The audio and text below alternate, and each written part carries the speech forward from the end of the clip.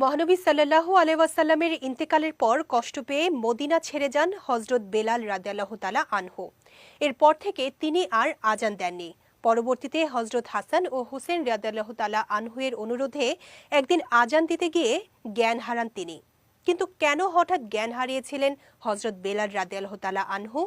বিস্তারিত থাকছে ডেস্ক রিপোর্টে।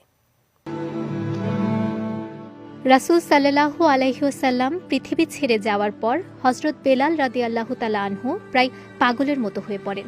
প্রিয় নবীর স্মৃতি বিজড়িত স্থানগুলো তাকে কষ্ট দিত। তার পক্ষে রাসূলবিহীন মদিনায় থাকা অসম্ভব হয়ে পড়ল। তাই তিনি মদিনা ছেড়ে সিরিয়ার দামেস্কে চলে গেলেন। সাহাবীরা তাকে এর কারণ জিজ্ঞেস করলে তিনি বলেন, যে দেশে নবী নেই সেখানে আমি থাকব না। দামেস্কে যাওয়ার কিছুদিন পর বেলাল স্বপ্ন দেখলেন নবীজি তাকে বলছেন, হে বেলাল, তুমি আমাকে দেখতে আসছো না কেন? এ স্বপ্ন দেখে বেলাল রওজা জিয়ারত করতে মদিনায় যান। হযরত বেলালের আগমনে মদিনাবাসী আবেগে আপ্লুত হয়ে পড়ে, কারণ তিনি ছিলেন রাসূল সাল্লাল্লাহু আলাইহি ওয়াসাল্লাম কর্তৃক নিযুক্ত মুয়াজ্জিন। কিন্তু নবীজির ইন্তেকালের পর হযরত বেলাল আর আজান দেননি। তাই বেলালকে মদিনায় পেয়ে তার কণ্ঠে আজান শুনতে সাহাবীরা ব্যাকুল হয়ে ওঠেন।